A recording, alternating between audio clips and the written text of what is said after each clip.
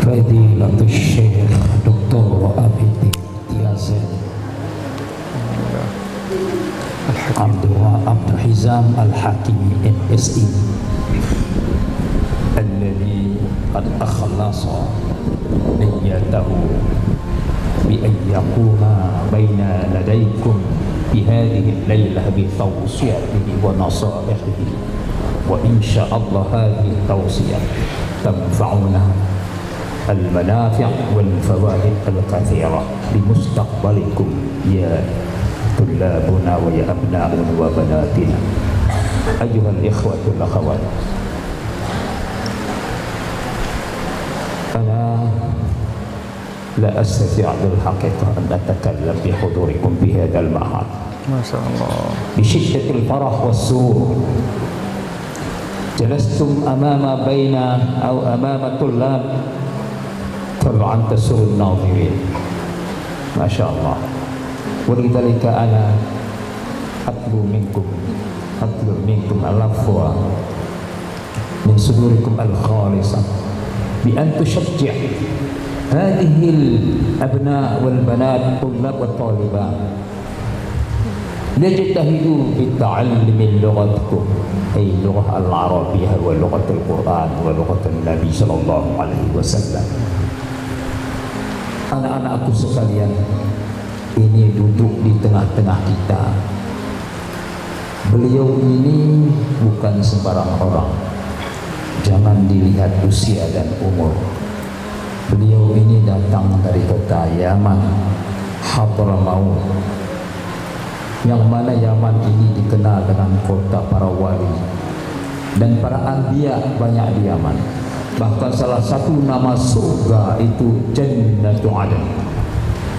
Aden asimatu biladikum صنعاء العاصمة صنعاء صنعاء نعم وأكبر محافظة حضرموت Masya Allah. Jadi kemuliaan Yaman ini luar biasa. Sekarang Yaman telah datang ke Darul Yamin dan duduk di depan kita. Alhamdulillah. Masya Allah, luar biasa.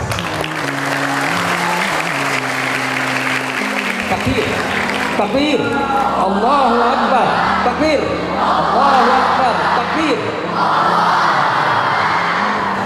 Tapi walaupun seperti itu, beliau ini orang Yaman tapi tetap menjadi orang Indonesia karena telah mempersunting gadis Bandung.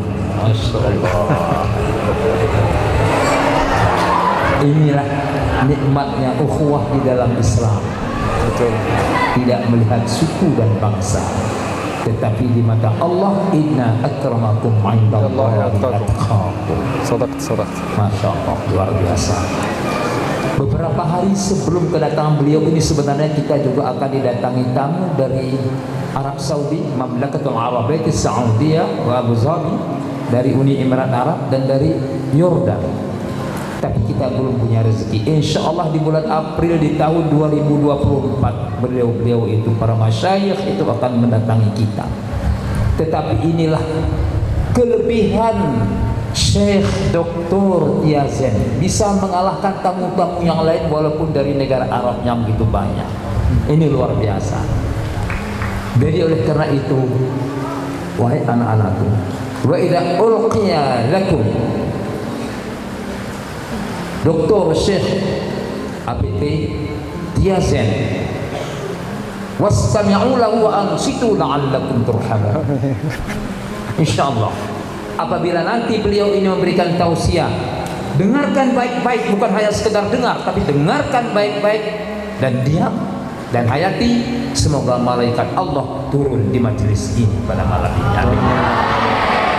Saya tidak dapat banyak memberikan kata sambutan karena rasa gembira yang luar biasa tidak bisa diucapkan dengan kata-kata. Habis tinta rasanya untuk menulis di atas kertas.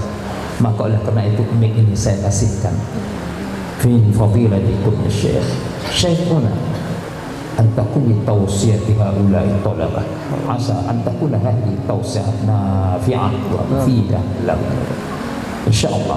Jazakallahu khair, jazaka ahsanal jazaa, fa insyaallah sanaltaqi في اليوم الآتي إن شاء الله بإذن الله وبمشيئة الله. إلهنا أولا والله موافق إلى أقوام الطريق. السلام عليكم ورحمة الله وبركاته. وعليكم السلام ورحمة الله وبركاته. جزاك الله خير، أحسن الله إليك، افتح الله لسانك ما شاء الله. السلام عليكم ورحمة الله وبركاته.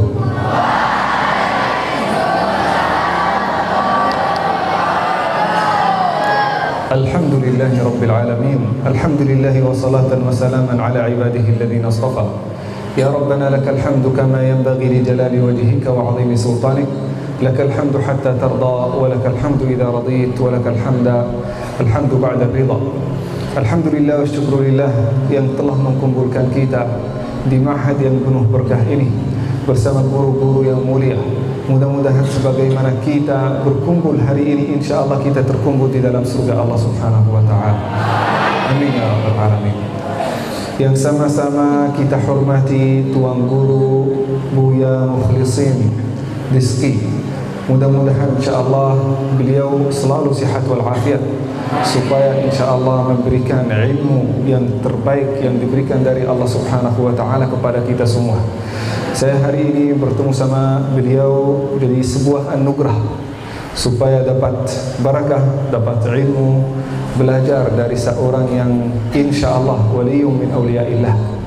Sangat bahagia juga bisa melihat wajah adik-adik yang Masya Allah meninggalkan keluarganya, meninggalkan kampung halamannya, supaya kejar ilmu yang bermanfaat, yang mendekatkan kita kepada Allah Subhanahu wa Ta'ala. Kata Rasulullah sallallahu alaihi wasallam, "Man kharaja fi tariqil ilmi, man salaka tariqan yaltamisu fihi ilman." Sebagaimana Rasulullah sallallahu alaihi wasallam bersabda, barang siapa yang menempuh satu jalan untuk kejar ilmu, mempelajari ilmu yang bermanfaat, ilmu Al-Quran, ilmu hadis, ilmu fiqih, ilmu apa saja yang bermanfaat bagi diri kita sendiri, bagi negara kita, bagi bangsa kita, bagi umat Islam, kalau bermanfaat, maka kata Rasulullah sallallahu alaihi wasallam, perjalanan itu akan menjadi perjalanan yang menuju, yang memberangkatkan kita ke surga Allah Subhanahu wa Ta'ala. Luar biasa. Adik-adik, ada yang datang dari Bandung, ada yang datang dari Aceh, ada yang datang dari Sumatera, dari Kalimantan. Insya Allah perjalanan kita dari kota yang berbeda-beda ini sampai pesantren ini, insya Allah termasuk perjalanan menuju surga Allah Subhanahu wa Ta'ala. Adik-adik yang saya cintai, pada kesempatan yang berbahagia ini, kesempatan Maulid Muhammad sallallahu alaihi wasallam, Maulid Rasuluna wa Habibuna Muhammad sallallahu alaihi wasallam, ini kesempatan yang sangat besar supaya sama-sama kita membacakan salawat, supaya sama-sama ingat tausiah dan wasiat Muhammad sallallahu alaihi wasallam kepada kita. Sama-sama ingat sifat Sayyidina Muhammad sallallahu alaihi wasallam, supaya sama-sama ingat ilmu yang ditinggalkan oleh Rasulullah sallallahu alaihi wasallam yang diberikan kepada kita semua. Hadirin yang dimuliakan Allah Subhanahu wa Ta'ala, Rasulullah sallallahu alaihi wasallam saat sedang sakaratul maut terlihat nangis, meneteskan air mata. Siapa ini? Rasulullah. Suatu hari Abu Bakar As-Siddiq datang ke rumah Rasulullah sallallahu alaihi wasallam. Rasulullah sedang sakaratul maut dalam keadaan nangis, meneteskan air mata. Kata Abu Bakar, "Ya Rasulullah, ma yubkika ya Rasulullah? Apa yang engkau tangiskan wahai Rasul?" Kata Rasulullah sallallahu alaihi wasallam, "Ishtaqtu ila ikhwani." Saya merindukan saudara-saudaraku wahai Abu Bakar. Wah, Rasulullah sallallahu alaihi wasallam juga punya perasaan ya, sebagaimana kita kan, rindu, cinta, juga perasaan sebagai manusia, merindukan Rasulullah sallallahu alaihi wasallam. Tetapi merindukan siapa? Merindukan ikhwani. Siapa ikhwani? Saudaraku. Kata Abu Bakar, "Awalasna ikhwanuka ya Rasulullah?" Kami Abu Bakar, Umar, Ali, Uthman, sahabat-sahabat yang lain adalah saudaranya Rasulullah sallallahu alaihi wasallam. Kata Rasulullah, "Tidak. Antum ashabi." Abu Bakar dan sahabat-sahabat yang lain adalah sahabat Rasul, tapi bukan ikhwani. bukan saudaraku. Kata Abu Bakar, "Wa man hum ikhwanuka ya Rasulullah?" Saudaramu itu siapa ya Rasulullah? Kata Rasulullah sallallahu alaihi wasallam, "Ikhwani alladzina yatuna fi akhiriz zaman yu'minuna bi wa yuhibbunani wa lam yarawni." Saudaraku adalah manusia, pengikutku yang datang akhir zaman. Mereka belum pernah melihat aku, belum pernah bertemu sama aku. Datang akhir zaman, hidup di akhir zaman, tetapi mereka sangat mencintai Rasulullah sallallahu alaihi wasallam, pengikut sunnah Rasulullah sallallahu alaihi wasallam. Siapa saudara Rasulullah sallallahu alaihi wasallam? Kita semua, termasuk adik-adik yang hadir dalam acara ini. Saudaranya Rasulullah sallallahu alaihi wasallam yang selalu dirindukan oleh Rasulullah sallallahu alaihi wasallam. Rasulullah sallallahu alaihi wasallam sangat merindukan kita. Apakah adik-adik merindukan Rasulullah sallallahu alaihi wasallam? Rasulullah sangat mencintai kita. Adik-adik mencintai Rasulullah, cinta kepada Rasul insyaallah. Tetapi kata orang Arab, innal muhibba liman yuhibbu muti'u. Kalau kita mencintai seseorang, tanda kita cinta kepada orang ini, bukti cinta kita adalah taat. Innal habiba liman yuhibbu muti'u. Kalau kita benar-benar mengaku cinta kepada Rasulullah sallallahu alaihi wasallam, maka buktinya kita mencintai Muhammad sallallahu alaihi wasallam, kita akan taat. Kita akan dengar hadis Rasulullah sallallahu alaihi wasallam dan mengamalkannya. Kita akan melihat akhlak Rasulullah sallallahu alaihi wasallam dan menjadikan akhlak kita akhlak yang mulia. Wa innaka la'ala khuluqin 'azim. Kita akan melihat perilaku Rasulullah sallallahu alaihi wasallam terhadap keluarganya. Kita akan menjadikannya sebagai contoh dan teladan terbesar. Kita melihat bagaimana Rasulullah sallallahu alaihi wasallam akhlaknya bersama sahabatnya, bersama anak kecil, bersama orang besar, bersama guru-guru. Itu akhlak Rasulullah sallallahu alaihi wasallam yang mulia, dan kita berusaha untuk menjadikan akhlak kita sebagaimana akhlak Rasulullah sallallahu alaihi wasallam. Itulah Rasulullah yang sangat sayang kepada kita. Suatu riwayat dari Umar bin Khattab. Suatu hari Umar bin Khattab melihat api yang sangat besar. Api yang sangat besar. Lewat ada seorang ibu bersama bayinya. Bayinya masih kecil, anaknya. Kata Umar bin Khattab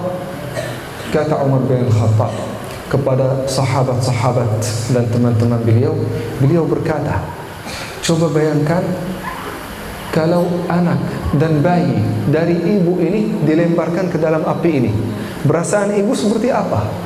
Marah, kesal, takut, sedihnya bukan main-main. Kenapa? Bayi ini mau dibakarkan, kan? Takut dan bahkan marah, ingin mengeluarkan dan ingin menyelamatkan anaknya, kan? Nah, begitu juga Muhammad sallallahu alaihi wasallam. Kalau kita sebagai umat Muhammad sallallahu alaihi wasallam, karena dosa-dosa dan maksiat, aib dan kekurangan yang pernah kita lakukan di dunia, ditakdirkan oleh Allah masuk neraka. Perasaan Rasulullah sallallahu alaihi wasallam seperti apa? Sangat takut, sangat marah, dan berusaha untuk memberi keselamatan kepada kita. Keselamatan ini kepada kita merupakan hadis-hadis yang disampaikan oleh Rasulullah sallallahu alaihi wasallam kepada kita sedang sakaratul maut. Beliau menyampaikan beberapa wasiat.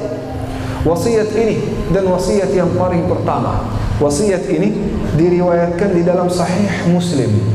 Adik-adik tahu Sahih Muslim? Di antara buku hadis yang paling sahih dan bahkan di antara aqwal Rasulullah sallallahu alaihi wasallam setelah firman Allah Subhanahu wa taala di dalam Al-Qur'an, yang paling sahih adalah Al-Kutubus Sittah, 6 buku. Yang pertama Sahih Bukhari, yang kedua Muslim, hafal ya adik-adik ya. Yang ketiga At-Tirmizi, Yang keempat, An-Nasa'i, supaya tertib. Yang kelima, Abi Dawud. Yang keenam, Ibnu Majah. Hafal tidak? Ayo kita ulang bersama. Satu, kedua, ketiga, keempat, kelima, keenam. Ada banyak buku-buku hadis yang lain, tetapi ini yang paling sah. Ada Muwatta Imam Malik, ada Musnad Imam Ahmad, ada Musnad Syafi'i, ada Musnad Al-Hakim, ada Al-Baihaqi, ada At-Tabari, ada At-Tabarani. Ini semuanya buku-buku hadis. Ada banyak hadis sahih di dalamnya, tetapi yang dianggap kutubul ummahat, kutub yang paling utama dalam ilmu hadis adalah 6 buku yang baru kita bacakan. Ini hanya beberapa kapsul-kapsul supaya kita dapat beberapa ilmu yang insya Allah jadi bermanfaat. Di dalam Sahih Muslim, Rasulullah sallallahu alaihi wasallam bersabda. Hadis ini diriwayatkan oleh seorang sahabat Rasulullah sallallahu alaihi wasallam bernama Abi Umamah Al-Bahili. Adik-adik pernah dengar tentang Abi Umamah Al-Bahili? Belum pernah? Kenal dengan Abi Umamah Al-Bahili? Belum. Saya tanya lagi. Kenal dengan Cristiano Ronaldo? Kenal dengan Cristiano, tapi tidak kenal dengan seorang yang meriwayatkan hadis. Abi Umamah Al-Bahili di antara al-mukthirun. Apa artinya al-mukthirun? Yang banyak sekali hadis yang diriwayatkan oleh beliau, tetapi tidak termasuk di antara 6 terbesar. Ayo kita bersama-sama hafal 6 dari sahabat Rasulullah sallallahu alaihi wasallam yang menjadi pahlawan yang menyampaikan hadis Rasulullah sallallahu alaihi wasallam kepada kita. Siap hafal namanya? Yang pertama, Abi Hurairah. Yang pertama, yang kedua, Jabir bin Abdullah. Jabir. Yang ketiga, Abdullah ibnu Abbas. Abdullah ibnu Abbas. Yang keempat, Abdullah ibnu Umar. Abdullah.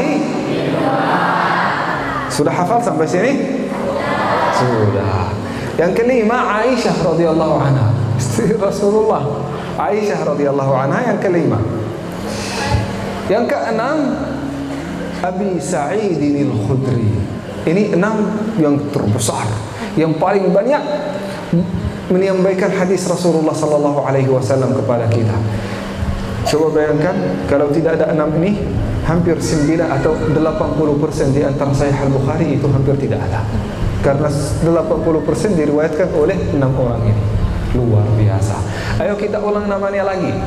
Sudah hafal belum? Yang pertama, yang kedua, siapa? Jabir bin Abdullah. Yang ketiga, yang keempat, yang kelima, yang keenam. Masya Allah. Ini Buya Masya Allah semuanya pada pintar-pintar ya. Cerdas-cerdas. Semoga adik-adik semakin cerdas, semakin sehat walafiat, semakin salih dan salihah. Saya sering kalau menyampaikan ceramah, kalau menyebutkan nama-nama ini, perlu saya mengulanginya sampai 10 kali, baru jamaah menghafalkannya. Adik-adik baru dibacakan 1 kali sudah hafal. Luar biasa. Itu.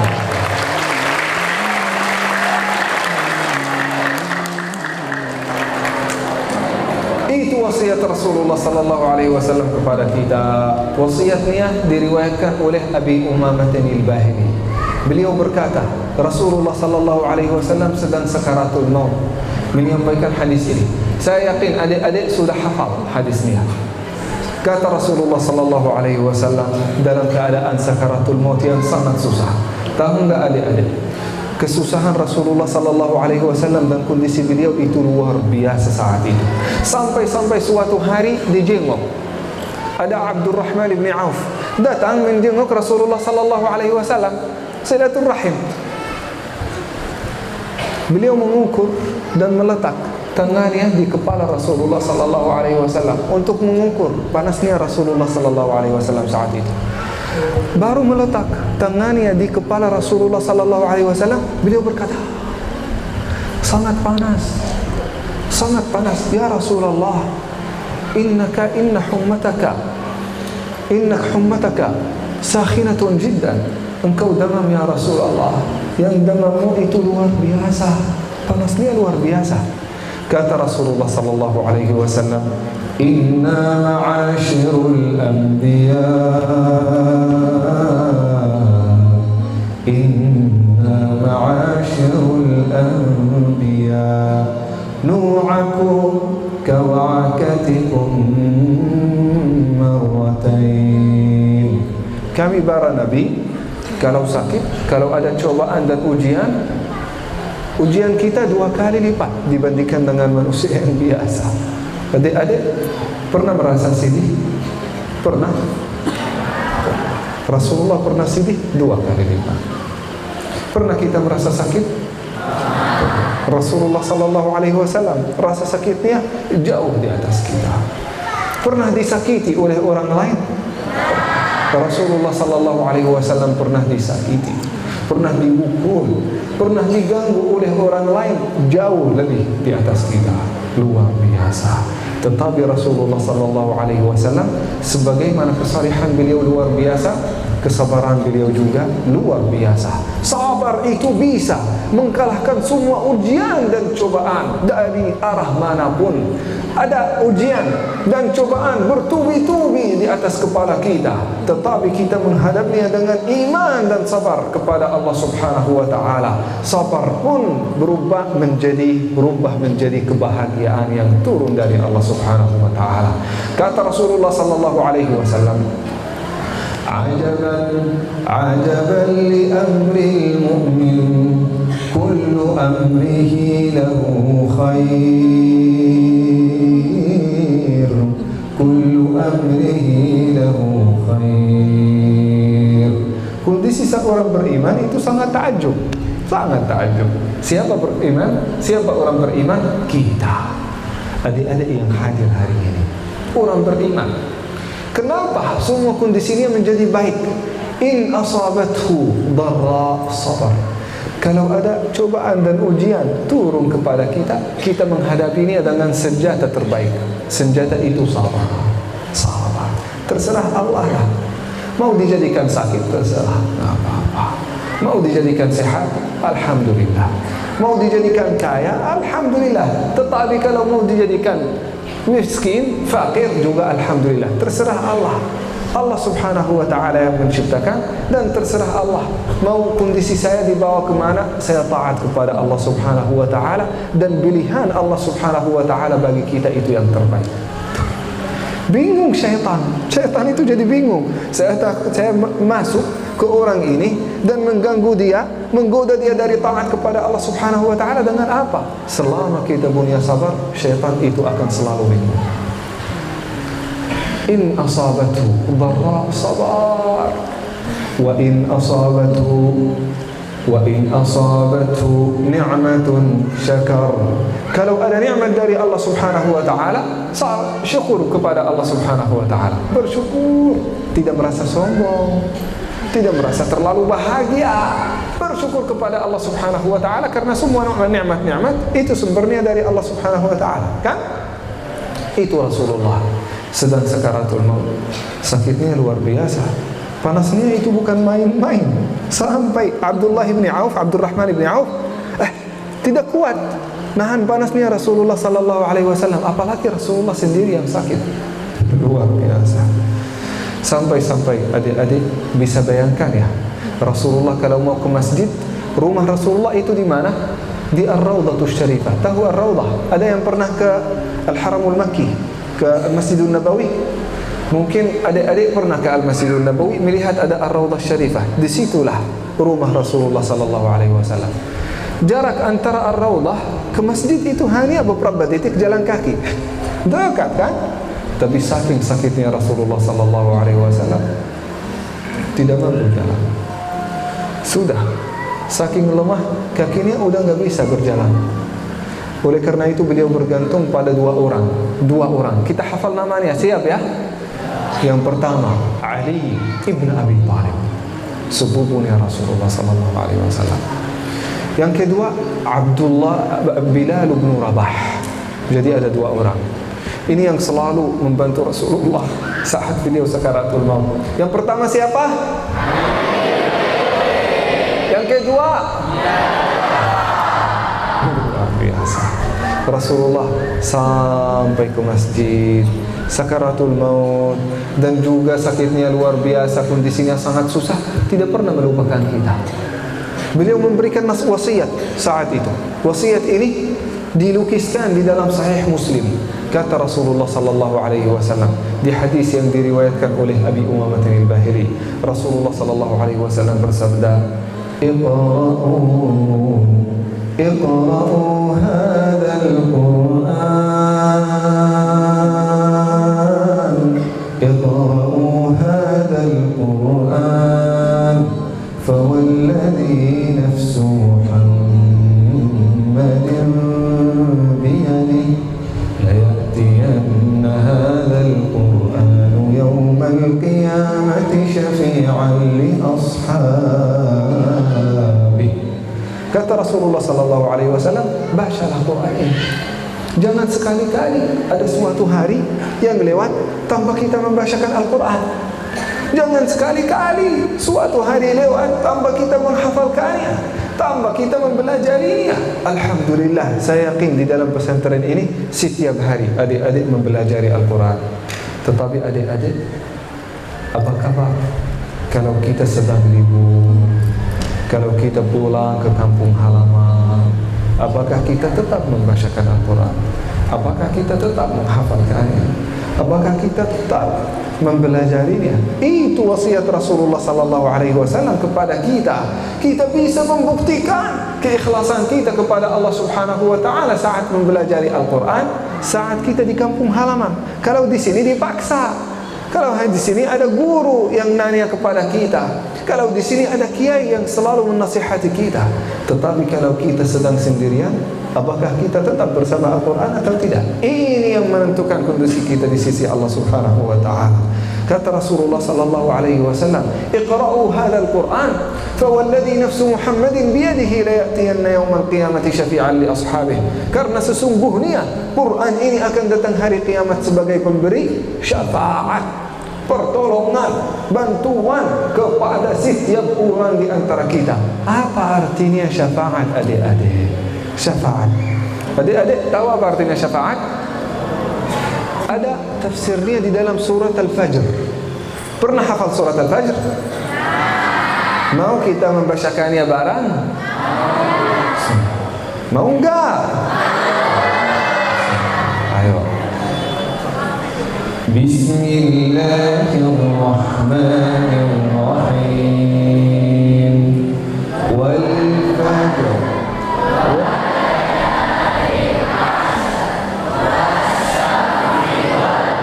Baik, jazakumullah khair. Wasyaf'i.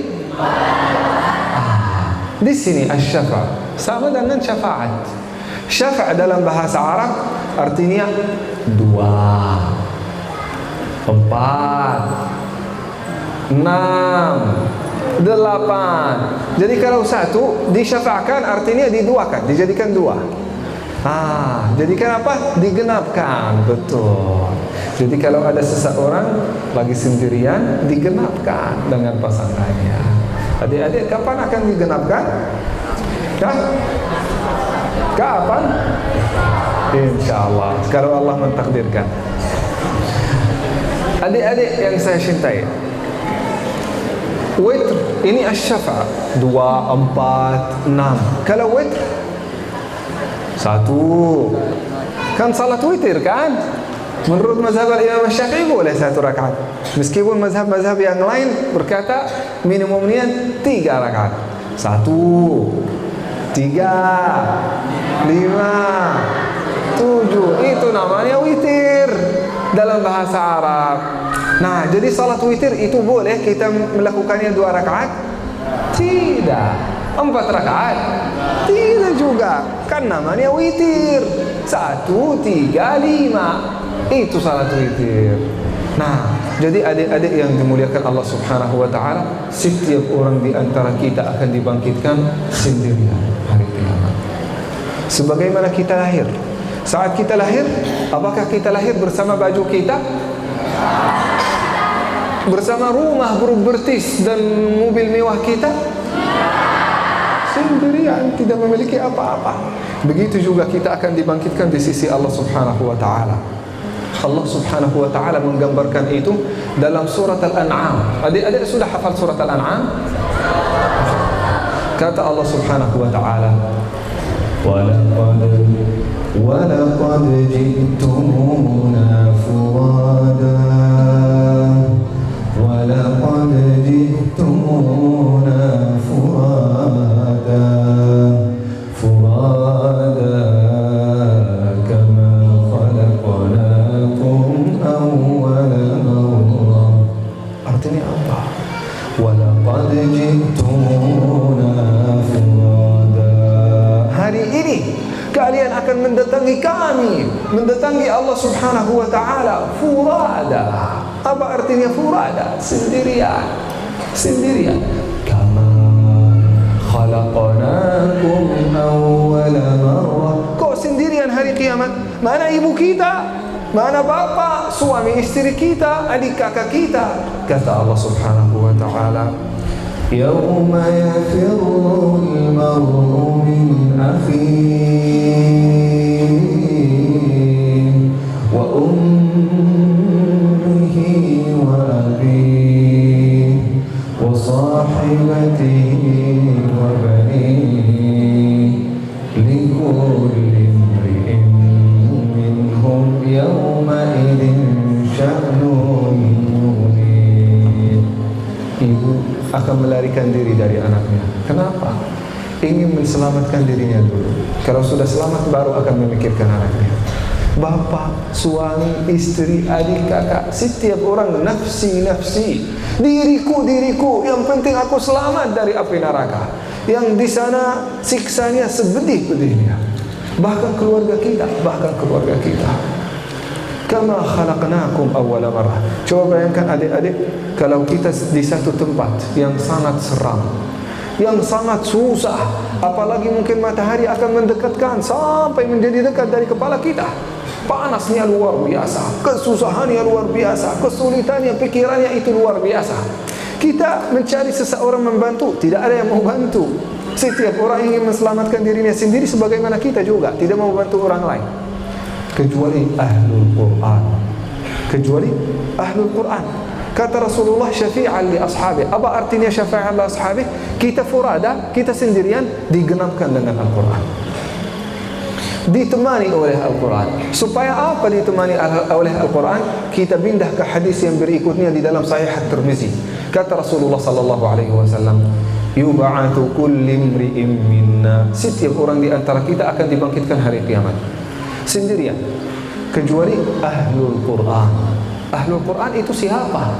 Yang membacakan Al-Quran setiap hari, yang menghafalkannya setiap hari, yang mempelajarinya. Kalau sudah hafal 30 juz setiap hari juga murajaah dan membacakannya. Dimanapun dia berada, lidahnya selalu bergerak untuk murajaah dan membacakan Al-Quran.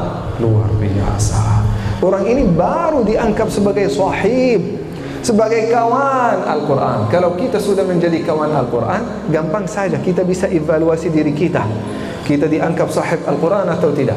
Adik-adik, bunia kawan terdekat atau sahib terdekat? Bunia?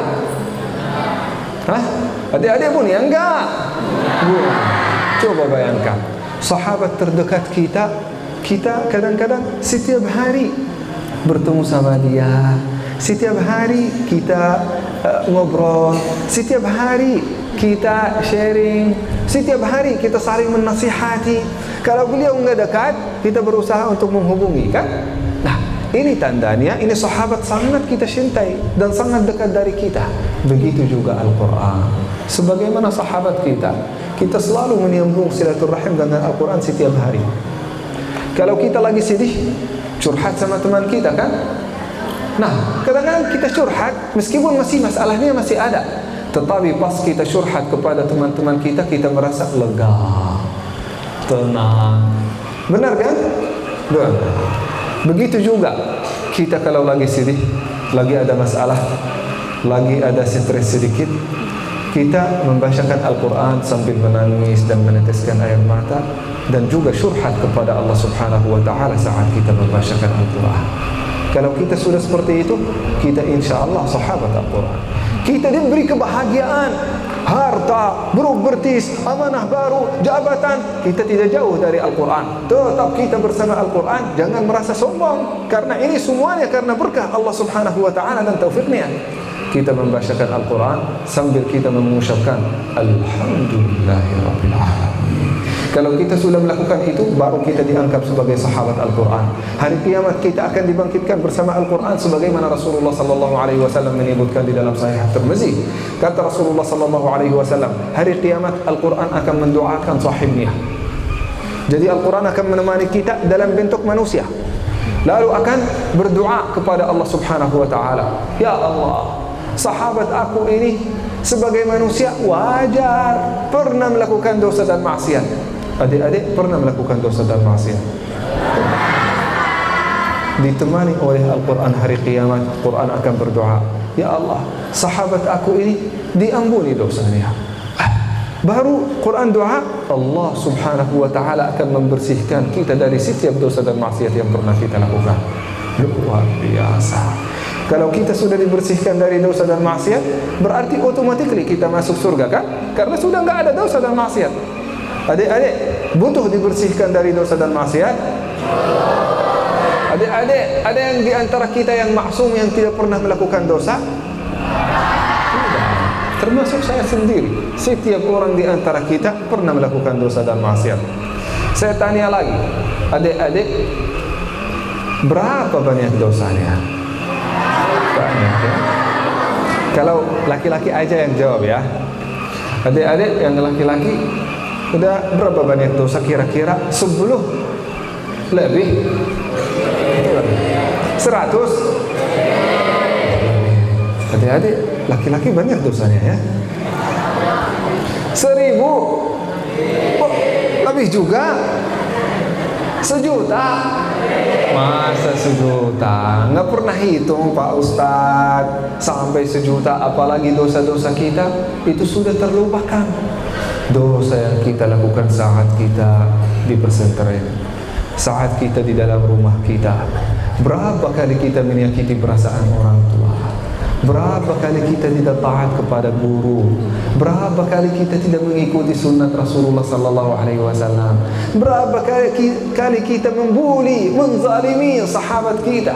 Berapa kali kita menghibah, membuat ghibah dan namimah? Banyak dosa dan maksiat, ya Allah. Bagaimana itu semuanya bisa diampuni oleh Allah Subhanahu wa Ta'ala? Insyaallah ini jalannya. Kita bersama Al-Quran, Quran tidak akan pernah meninggalkan kita. Jadi waktu kita santai di sini di dalam pesantren, tidak ada kesusahan, tidak ada pikiran, tidak ada apa-apa.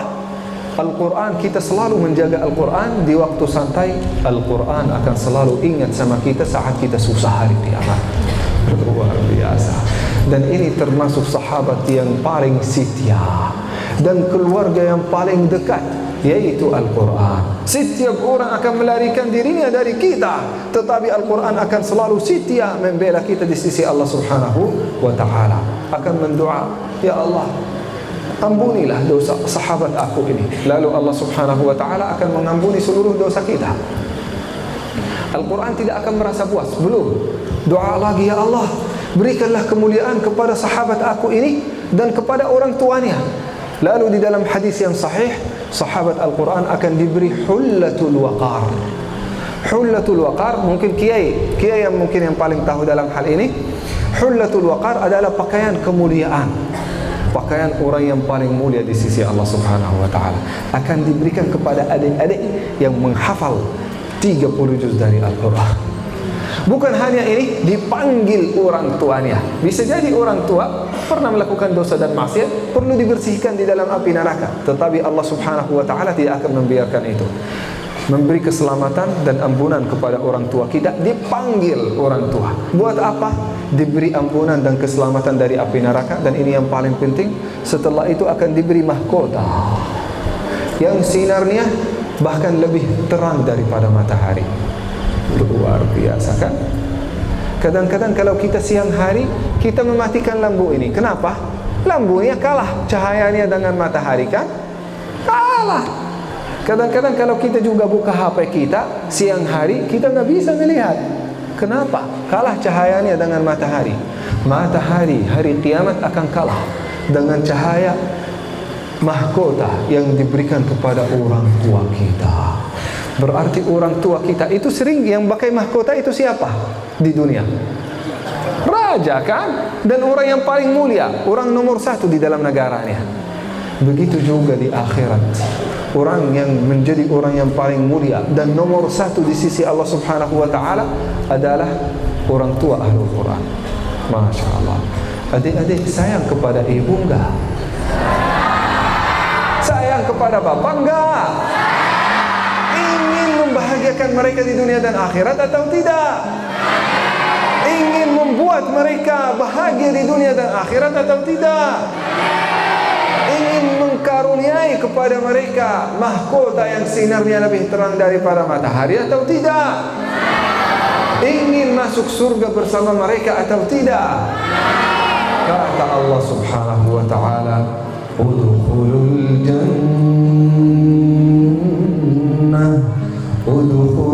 jannata antum wa azwajukum tuhbarun. Masuklah surga bersama pasangan kalian, bersama orang tua, bersama anak dan adik, kakak kalian, bersama orang yang paling kalian cintai selama di dunia. Kata Ibnu Qayyim al-Jauziyah di dalam buku Hadil Arwah, InsyaAllah setiap orang di antara kita yang menghafal Al-Quran akan diberi kesempatan untuk masuk surga bersama 10 orang di antara orang yang paling engkau cintai selama di dunia. Adik-adik, coba tutup mata. Tutup mata dan memikirkan, hitung 10 orang yang paling dicintai selama kita di dunia. Kita mulai sekarang ya. Saya ingin adik-adik memikirkan dan menghitung sampai 10 orang yang paling adik-adik cintai di dunia. Karena insya Allah orang yang paling kita cintai di dunia, kita akan masuk bersama mereka ke dalam surga Allah Subhanahu wa taala. Ya, 1, 2, 3, tutup mata. Tutup dan berpikir sendiri, merenung gitu.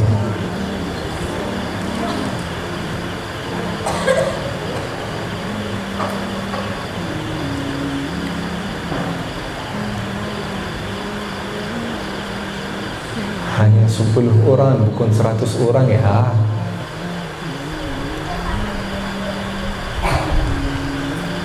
Sudah?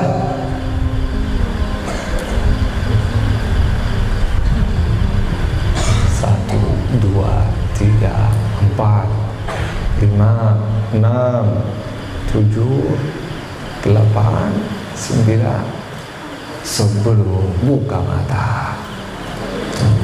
Sudah 10 orang kan? 10 orang ini sebentar lagi akan berubah. Bisa jadi berubah. Saya dulu ketika umur saya 11 tahun, ketika saya baca Hadil Arwah, saya hitung 10 orang, saya tulis, lalu saya taruh menempelkan di kamar tidur saya. Jadi setiap kali saya bangun melihatnya. Setiap kali saya ingin tidur melihatnya juga. Kenapa? Ya Allah, orang yang saya sangat cintai ini di dunia, kumpulkanlah bersama aku di dalam surga Allah Subhanahu wa ta'ala. Jadi saya semangat kalau lagi malas menghafal Al-Quran, melihat 10 orang, insya Allah menjadi menghafal Al-Quran supaya saya dikumpulkan bersama orang yang saya cintai ini. Insya Allah. Adik-adik mungkin sekarang menghitung, ini mungkin orang tua, adik kakak, teman dekat, sahabat, tetangga, guru. setelah sekian tahun, 5 tahun, 10 tahun, sebentar adik-adik akan nikah. Jadi les ini akan rusak sedikit, akan diganti istri, suami, anak, kan? Nah, jadi ini akan berubah. Jadikanlah les ini atau 10 orang ini sebagai sumber motivasi bagi kita. Kalau kita sedang malas, kalau kita sedang jauh dari Al-Quran, kalau kita sedang malas untuk mempelajari ilmu bermanfaat, kita memperhatikan dan membacakan 10 nama ini supaya Allah Subhanahu wa ta'ala mengumpulkan kita bersama orang-orang yang kita cintai di dalam surganya. Kenapa kita akan masuk surga bersama 10 orang, bersama orang yang kita cintai? Kalau di dunia, kalau kita sedang jalan-jalan kadang-kadang sendirian asik, kan? Kita melihat pandangan-pandangan yang indah, lumayan asik. Tetapi itu pandangan yang indah akan tambah keindahannya kalau kita bersama orang yang kita cintai, kan? Kalau kita sedang makan makanan yang enak, makanan yang enak itu tambah enak kalau kita bersama orang yang kita cintai, kan? Nah, kalau kita sedang jalan-jalan itu tambah lebih enak kalau kita bersama orang yang kita cintai. Begitu juga ke dalam surga Allah. Surga itu sangat enak, sangat nikmat, tambah nikmat dan tambah enak kalau kita bersama orang-orang yang kita cintai. Itulah ahlul Quran. Seakan-akan Allah Subhanahu wa ta'ala ingin memberikan kepada kita nikmat dan kenikmatan yang paling maksimal meskipun kita sudah di dalam surga Allah Subhanahu wa ta'ala. Saya tidak akan berlama-lama adik-adik. Mudah-mudahan insyaAllah apa yang telah disampaikan itu bermanfaat bagi kita semua. Mohon maafkan saya apabila ada kesalahan atau kata-kata yang kurang cocok, atau mungkin bahasa saya yang masih goyang-goyang, belum sempurna. Mudah-mudahan meskipun bahasa Indonesia saya itu belum sempurna, tetapi mudah-mudahan bisa difahami oleh adik-adik semua. Dan yang lebih penting bisa diamalkan oleh kita semua. Dan wafil akhir, saya minta maaf juga dari guru saya yang mulia Hadratus Syekh Mukhlisin Diski, Mukhlisin Diski. Kalau apabila saya berani menyampaikan beberapa ilmu yang beliau mungkin lebih mengerti, lebih menguasai, apabila ada kesalahan atau kekurangan, beliau insyaAllah akan meluruskan dan akan menyampaikan yang lebih benar dan lebih sempurna daripada itu. Jazakumullahu khairan, barakallahu fikum. Wassalamualaikum warahmatullahi wabarakatuh.